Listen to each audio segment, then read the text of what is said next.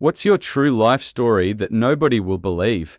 On my way home from school about 7 years ago, I was sitting at a very busy intersection waiting to turn left. It was very gloomy outside. All of a sudden, it sounded and felt like the back of my car exploded. There was also a quick, very bright light that flashed in my rearview mirror. I panicked and noticed immediately after that the stop light stopped working, and it also began to rain. I looked out in the distance and saw a lightning strike. I also looked on either side of me where there was a ton of traffic, and everyone was staring at me like this. That's right, I was struck by lightning. My dad was married 2 times before my mum. When he was with his second wife, he would travel a lot for work, which I knew. What I didn't know is that one night he came home to find his wife in bed with another man. Actually walked in on them. He left the room and came back with a gun, shot the man dead and wounded his wife. He turned himself in immediately and was sent to prison. He was sentenced to 10 years in a maximum security prison.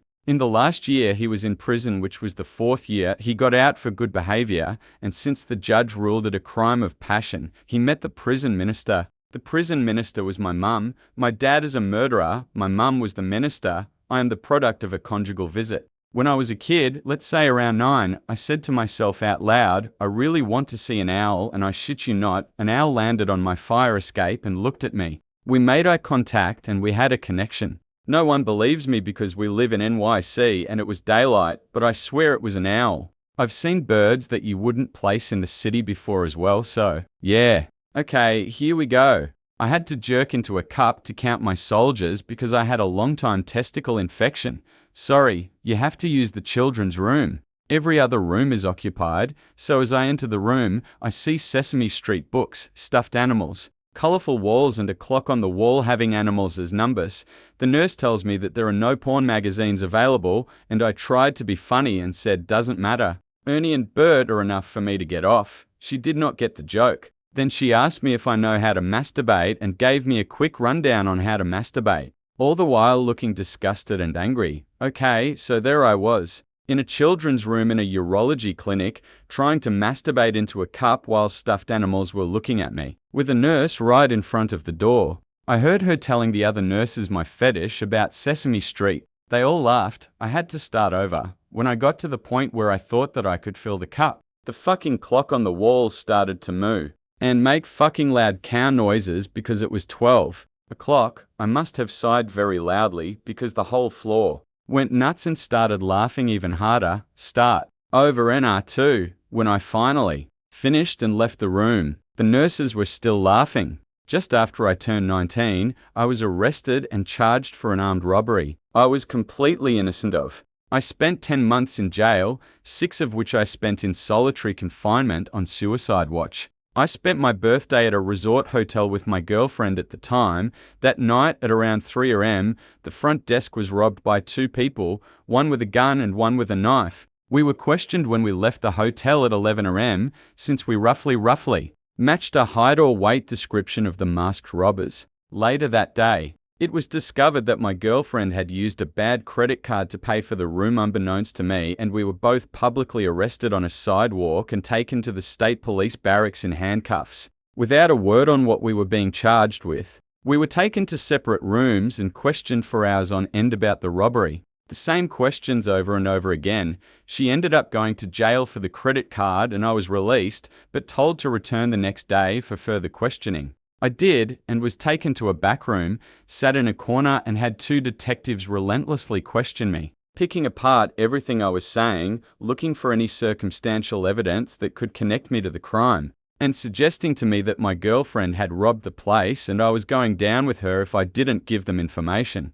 Being 19, I had no idea what to do and believed what they were telling me. I didn't question the falsified information they presented to me, and I was brought several times to the brink of giving a confession after being threatened with 10 years upstate if I didn't cooperate. 10 days later, 2 officers showed up at my door and arrested me for armed robbery. My girlfriend was coerced into giving a confession implicating me as an accomplice.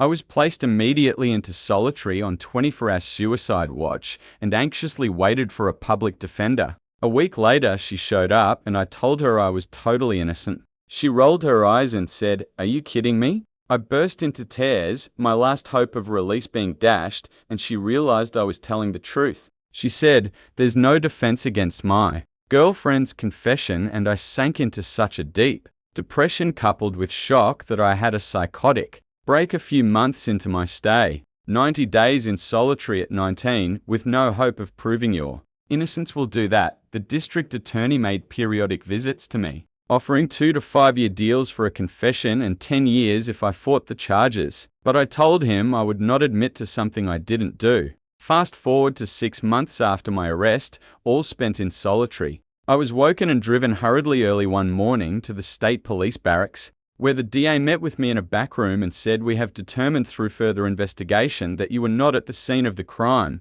I was bursting with anger inside and said, "So you'll be releasing me today and dropping all charges, correct?" He got nervous and said, "No, we can't let you go without charges because it would look very bad on us, but I'll tell you what, we'll drop all the charges and give you a charge of interfering with the investigation.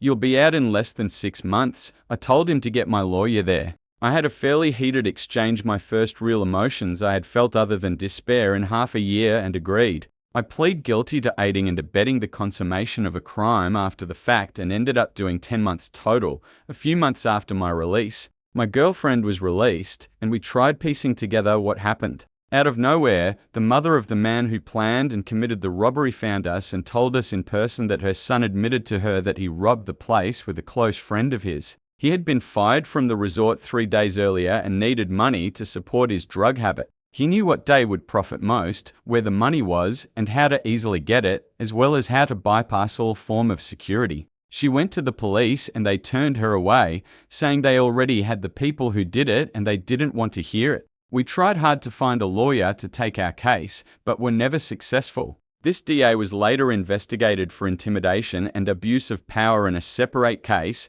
and to this day that is my only sense of justice in this situation. Edit, Reddit Gold. Thank you so much. These comments of support and encouragement mean so much to me. Honestly, I can't tell you enough how grateful I am for your sympathy and kindness. Thank you all so much. Every comment has helped me, and some of you have even brought me to tears. Again, thank you, thank you, thank you. I was declared a divine gift by the monks of St. Catherine's Monastery in Egypt. The monastery was built around the alleged burning bush from the Book of Exodus, and since I was really into religions at the time, I asked the monks some questions about the bush and whether they have any other interesting relics in their monastery. The monks went silent and asked me and my family to follow them down to the gates of the burning bush. They let us see the alleged remnants of the burning bush, even though we were not Orthodox Christians. This is a privilege granted only to high officials in the Orthodox Church, and they said we were the first secular people to ever see the bush. After visiting the bush, the monks gave me some kind of a special blessing where they declared me as that divine gift and a silver ring with Greek writing on it. I was a kid at the time, so I didn't really react to it in an extravagant way, but my mum was dumbfounded for days since she is a very religious person. Now, at an older age, I'm just wondering if they do this every now and then as a prank, or if they actually saw something special in me. Edit, for the people asking, I still have the ring in my childhood home, but I'm sorry that I can't provide pictures because I live pretty far away. I am not a religious person. My agnosticism grows stronger every year. And no, even though I have what some would call an eidetic memory, it doesn't mean that I can remember what happened on a specific date many years ago. It means that I can memorize pictures, texts, and number chains for a long period of time after seeing them once. I'm still shitty in math. Thoga. I was in Mexico way past my visa allowance, was only allowed 90 days, but was there for about 6 months at the time of this story. I was driving and passed a police car going too fast, so I got pulled over. I should mention I was also illegally working in Mexico at the time as well, and had my uniform and stuff in my trunk.as. I'm pulled over and doing the whole license registration thing. The cops asked me for my visa. I told them it was at my house, which was not too far away, and if they would allow me to go get it. At this point, I just wanted to be alone for a second so I could make some calls and find out what to do. They asked me if they let me get it, would it even be valid? Not wanting to lie and fuck myself over more, I told them no, it was expired, and asked them what now. They started explaining to me that they would have to take me to jail and then deported. At this point, I am talking to one officer while the other is searching my car and finds my uniform.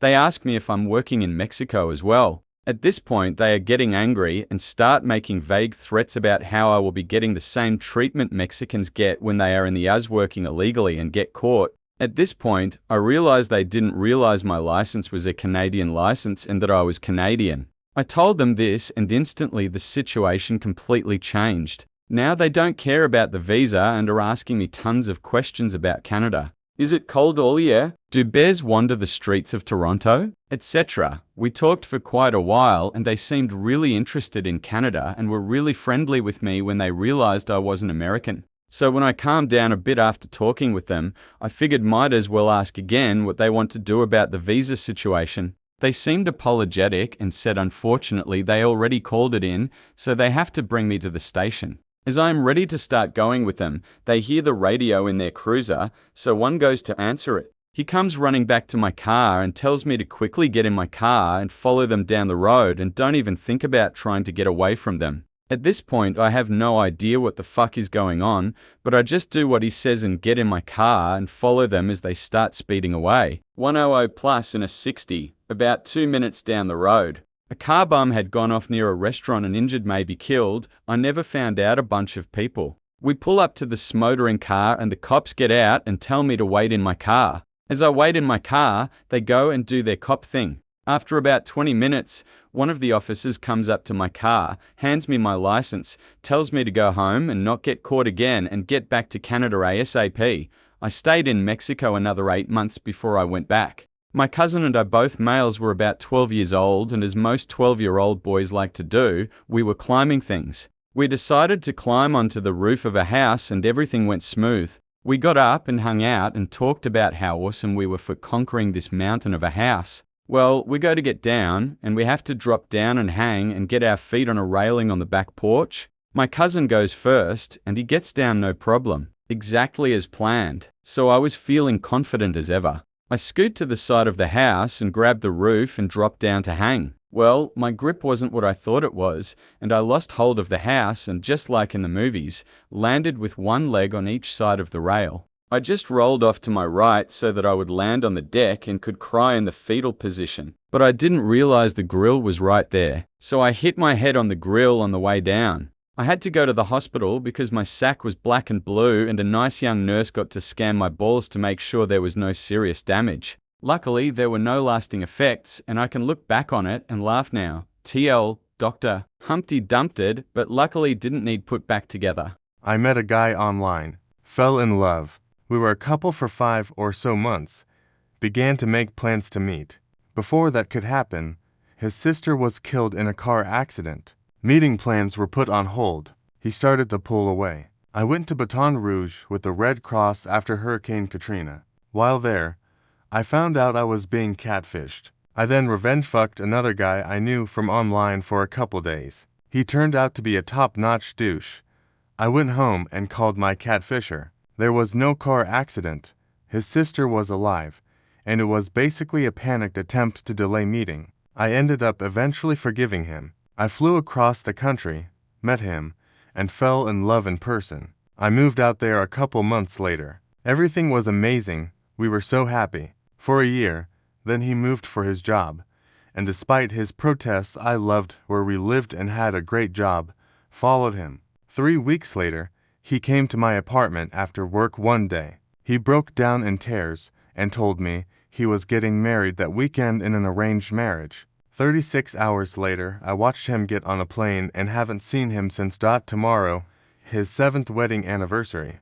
I've had numerous wild creatures come up to me at random times, with absolutely zero fear. In college, I was walking through the woods that stretched between my dorm and the football field where I parked my car. There was this clearing that overlooked the field, and the track team was practicing. My roommate was a vaulter, so I stopped to watch for a little bit and leaned up against a tree. I had an apple in my purse, and eventually I felt this little nudge. A fawn had come up and was nosing my bag. I stood stock still and just let it sniff me, and saw Mama Deer was a few feet away. Very slowly, I reached into my bag, and baby bounded away. I took the apple and set it on the ground, and walked away really slowly. Later that afternoon, I was cutting through the woods again, and the apple was still there, but with bites out of it. I've also been hiking and had squirrels and bunnies come up to me with no issue. Birds will land near me and not fly away. It's pretty awesome, but because it will only happen when I'm alone, I don't tell anyone. It's like my own little secret, that I may actually be Snow White.